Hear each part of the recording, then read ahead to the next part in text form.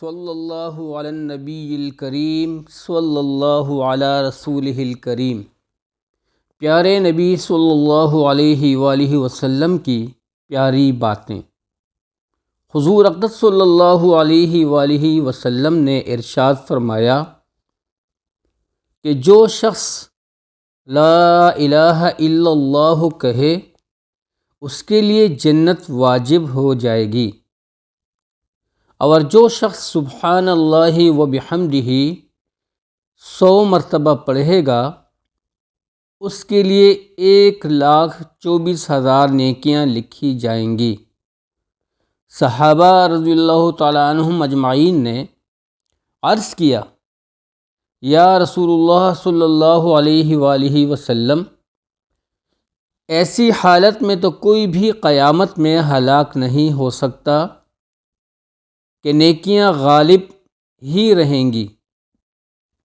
حضور اقدس صلی اللہ علیہ وآلہ وسلم نے ارشاد فرمایا، بعض لوگ پھر بھی ہلاک ہوں گے، اور کیوں نہ ہوں، بعض آدمی اتنی نیکیاں لے کر آئیں گے کہ اگر پہاڑ پر رکھ دی جائیں تو وہ بھی دب جائے، لیکن اللہ کی نعمتوں کے مقابلہ میں وہ کالعدم ہو جائیں گی۔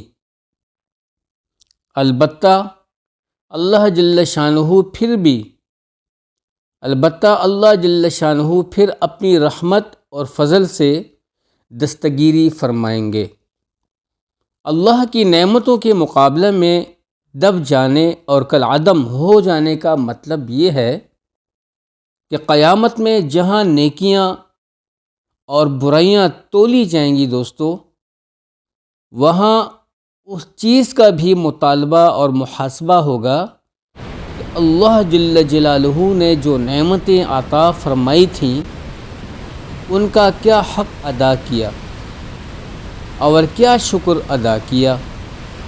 بندہ کے پاس ہر چیز اللہ ہی کی عطا کی ہوئی ہے، ہر چیز کا ایک حق ہے، اس حق کی ادائیگی کا مطالبہ ہونا ہے۔ چنانچہ حضور اقدس صلی اللہ علیہ وآلہ وسلم کا پاک ارشاد ہے کہ یسبح علی کل سلام من احدکم صدقۃ الحدیث فی المشکات، جس کا مطلب یہ ہے کہ ہر صبح کو ہر آدمی کے ہر جوڑ اور ہر ہڈی پر ایک صدقہ واجب ہو جاتا ہے، یعنی جس کا مطلب یہ ہے کہ ہر صبح کو ہر آدمی کے ہر جوڑ اور ہڈی پر ایک صدقہ واجب ہوتا ہے۔ دوسری حدیث میں ہے کہ آدمی میں 360 جوڑ ہیں، اس کے ذمہ ضروری ہے کہ ہر جوڑ کی طرف سے ایک صدقہ کرے، یعنی اس بات کے شکر میں کہ حق تعالی جل شانہ نے سونے کے بعد جو مر جانے کے مشابہ حالت تھی پھر عصر نو زندگی بخشی اور ہر عضو صحیح سالم رہا۔ صحابہ رضی اللہ تعالیٰ عنہم نے عرض کیا، اتنے صدقہ روزانہ کرنے کی طاقت کون رکھتا ہے؟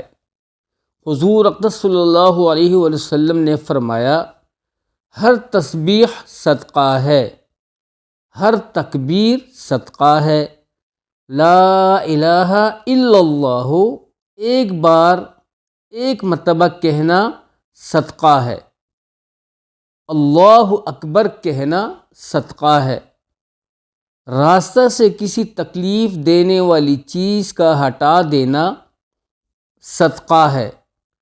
غرض بہت سے صدقات شمار کرائے۔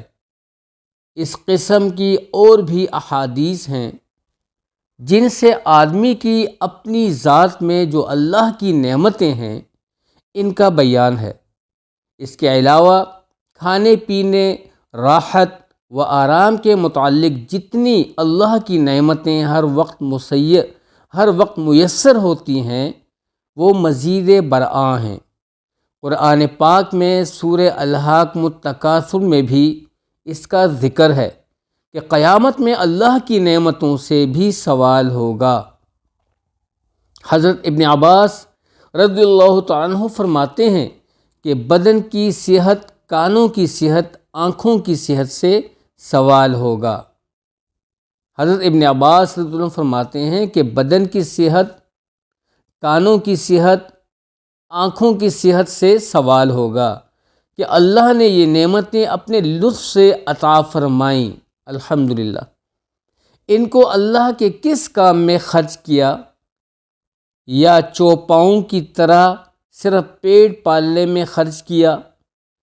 چنانچہ دوسری جگہ سورہ بنی اسرائیل میں ارشاد ہے، بسم اللہ الرحمن الرحیم، ان السمع والبصر والفؤاد کل اولئک کان عنہ مسئولا۔ کان، آنکھ، دل، ہر شخص سے ان سب کی قیامت کے دن پوچھ ہوگی کہ ان چیزوں کا استعمال کہاں کیا۔ حضور اقدس صلی اللہ علیہ وسلم کا ارشاد ہے کہ جن نعمتوں سے سوال ہوگا ان میں بے فکری جو اللہ کی بڑی دولت ہے، ان میں بے فکری جو اللہ کی بڑی دولت ہے، اور صحت بدن بھی ہے۔ مجاہد کہتے ہیں کہ دنیا کی ہر لذت نعمتوں میں داخل ہے جن سے سوال ہوگا۔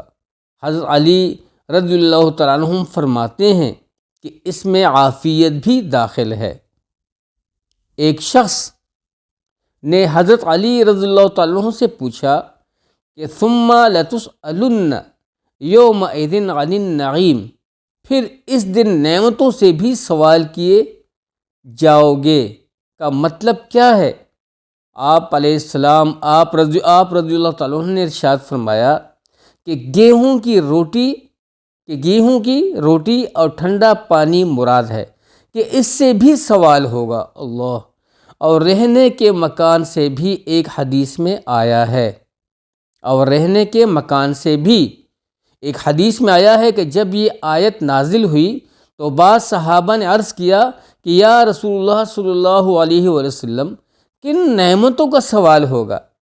آدھی بھوک روٹی ملتی ہے، وہ بھی جو کی، پیٹ بھرائی روٹی بھی میسر نہیں۔ وحی نازل ہوئی، کیا پاؤں میں جوتا نہیں پہنتے، کیا ٹھنڈا پانی نہیں پیتے؟ یہ بھی تو اللہ کی نعمتیں ہیں۔ ایک حدیث میں آیا ہے کہ بعض صحابہ رضی اللہ تعالیٰ عنہم نے اس آیت شریفہ کے نازل ہونے پر عرض کیا، یا رسول اللہ صلی اللہ علیہ وسلم، کن نعمتوں سے سوال ہوگا؟ کھجور اور پانی، صرف یہ دو چیزیں کھانے پینے کو ملتی ہیں، اور ہماری تلواریں جہاد کے لیے ہر وقت کندھوں پر رہتی ہیں، اور دشمن کافر کوئی نہ کوئی مقابل، جس کی وجہ سے وہ چیزیں بھی اطمینان اور بے فکری سے نصیب نہیں ہوتیں۔ حضور اکرم صلی اللہ علیہ وسلم نے ارشاد فرمایا کہ عنقریب نعمتیں میسر ہونے والی ہیں۔ ایک حدیث میں حضور اکرم صلی اللہ علیہ وسلم کا ارشاد ہے کہ قیامت میں جن نعمتوں سے سوال ہوگا ان میں سب سے اول یہ ہوگا کہ ہم نے تیرے بدن کو تندرستی عطا فرمائی، یعنی اس تندرستی کا کیا حق ادا کیا، اور اس میں اللہ کی رضا کی کیا خدمت ادا کی، اور ہم نے ٹھنڈے پانی سے تجھ کو سیراب کیا۔ در حقیقت اللہ کی بڑی نعمت ہے دوستو۔ جہاں ٹھنڈا پانی میسر نہیں ہوتا، ان سے کوئی اس کی قدر پوچھے، یہ اللہ کی اتنی بڑی نعمت ہے کہ حد نہیں، مگر ہم لوگوں کو اس کے نعمت عظیمہ ہونے کی طرف التفات بھی نہیں ہوتا۔ جائے کا اس کا شکر اور اس کی ادائیگی حق۔ ایک حدیث میں واضح ہے کہ جن نعمتوں سے سوال ہوگا یہ ہیں: وہ روٹی کا ٹکڑا جس سے پیٹ بھرا جاتا ہے، وہ پانی جس سے پیاس بجھائی جاتی ہے، وہ کپڑا جس سے بدن ڈھانکا جاتا ہے۔ ایک مرتبہ دوپہر کے وقت سخت دھوپ میں حضرت ابوبکر صدیق رضی اللہ عنہ پریشان ہو کر گھر سے چلے، مسجد میں پہنچے ہی تھے کہ حضرت عمر رضی اللہ عنہ بھی اسی حالت میں تشریف لے آئے۔ حضرت ابوبکر رضی اللہ عنہ کو بیٹھا ہوا دیکھ کر دریافت کیا کہ تم اس وقت یہاں کہاں؟ فرمایا بھوک کی بے تابی نے پریشان کیا۔ تو فرمایا بھوک کی بےتابی نے پریشان کیا۔ حضرت عمر رضی اللہ تعالیٰ عنہ نے عرض کیا واللہ اسی چیز نے مجھے بھی مجبور کیا کہ کہیں جاؤں۔ یہ دونوں حضرات یہ گفتگو کر ہی رہے تھے کہ سردار دو عالم نبی اکرم صلی اللہ علیہ وسلم تشریف لے آئے اور ان کو دیکھ کر دریافت فرمایا کہ تم اس وقت کہاں؟ عرض کیا یا رسول اللہ صلی اللہ علیہ وسلم بھوک نے پریشان کیا جس سے مضطرب ہو کر نکل پڑے۔ حضور اقدس صلی اللہ علیہ وسلم نے ارشاد فرمایا اسی مجبوری سے میں بھی آیا ہوں۔ اللہ! تینوں حضرات اکٹھے ہو کر حضرت ابو ایوب انصاری رضی اللہ عنہ کے مکان پر پہنچے۔ وہ تشریف نہیں رکھتے تھے، بیوی نے بڑی مسرت و افتخار سے ان حضرات کو بٹھایا۔ حضور اقدس صلی اللہ علیہ وآلہ وسلم نے دریافت فرمایا ابو ایوب کہاں گئے ہیں؟ عرض کیا ابھی حاضر ہوتے ہیں، کسی ضرورت سے گئے ہوئے ہیں۔ اتنے میں ابو ایوب رضی اللہ تعالیٰ عنہ بھی حاضر خدمت ہو گئے اور فرط خوشی میں کھجور کا ایک بڑا سا خوشہ توڑ کر لائے۔ حضور اقدس صلی اللہ علیہ وسلم نے ارشاد فرمایا کہ سارا خوشہ کیوں توڑا؟ اس میں کچی اور ادھ کچری بھی ٹوٹ گئیں،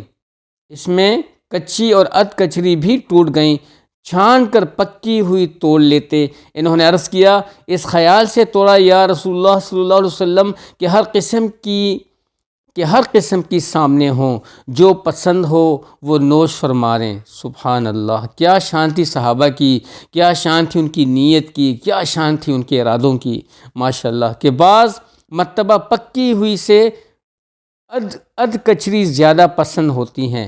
خوشہ سامنے رکھ کر جلدی سے گئے اور ایک بکری کا بچہ ذبح کیا اور جلدی کچھ تو ویسے ہی بھون لیا، کچھ سالن تیار کر لیا۔ حضور اقدس صلی اللہ علیہ وسلم نے ایک روٹی میں تھوڑا سا گوشت رکھ کر ابو ایوب رضی اللہ عنہ کو دیا اور یہ فاطمہ رضی اللہ عنہ کو پہنچا دو، اس کو بھی کئی دنوں سے کچھ نہیں مل سکا۔ وہ فوراً پہنچا کر آئے اور ان حضرات نے بھی سیر ہو کر نوش فرمایا۔ اس کے بعد حضور اقدس صلی اللہ علیہ وسلم نے ارشاد فرمایا کہ دیکھو یہ اللہ کی نعمتیں ہیں، روٹی ہے، گوشت ہے، ہر قسم کی کچی اور پکی کھجوریں ہیں۔ یہ فرما کر نبی اکرم صلی اللہ علیہ